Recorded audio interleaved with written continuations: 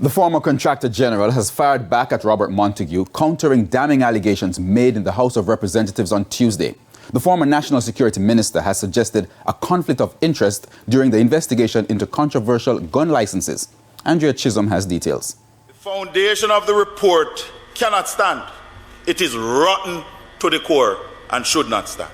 MP for Western St. Mary Robert Montague launching another stinging broadside against the Integrity Commission for its 2022 report on gun licenses being issued to persons with a criminal record and of questionable character. Former National Security Minister Peter Bunting has been exonerated, but nothing has changed for Mr. Montague, who also held the portfolio. And so Montague stated there was a conflict of interest during the investigation which involved Dirk Harrison, the former Contractor General who began looking into the controversial gun licenses before his office became a part of the Integrity Commission. The lead investigator and then Contractor General, knowingly in 2010, wrote another letter recommending a gentleman to the Firearm Licensing Authority who has a criminal conviction. This said gentleman is one of the 8 persons under review in the special report. That person's firearm was stolen from a car at a jazz festival. He was convicted of negligence and his gun license revoked.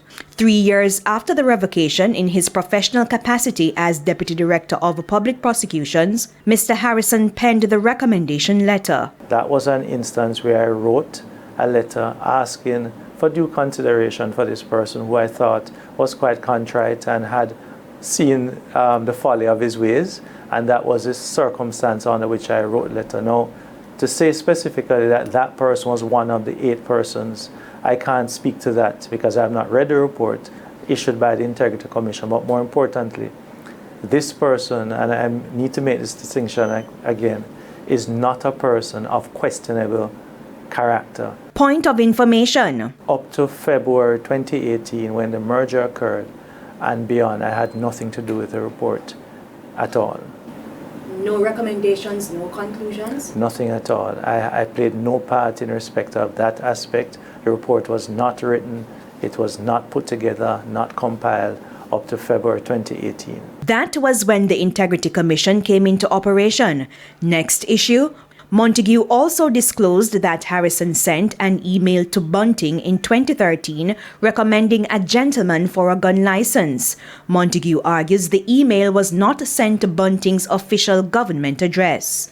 Was there or is there a personal relationship between the Honourable Minister and the learned lead investigator and then Contractor General? Interestingly, Madam Speaker, the email was to withdraw the Contractor General's recommendation of a gentleman that he had made a few days before. Harrison could not say why the email was sent to a personal address, but since OCG staff were copied, he had nothing to hide. That 2013 recommendation was for an employee at the Office of the Contractor General with security concerns. Harrison said he did not know the worker personally, and that was clearly stated in the letter. Andrea Chisholm, TVJ News.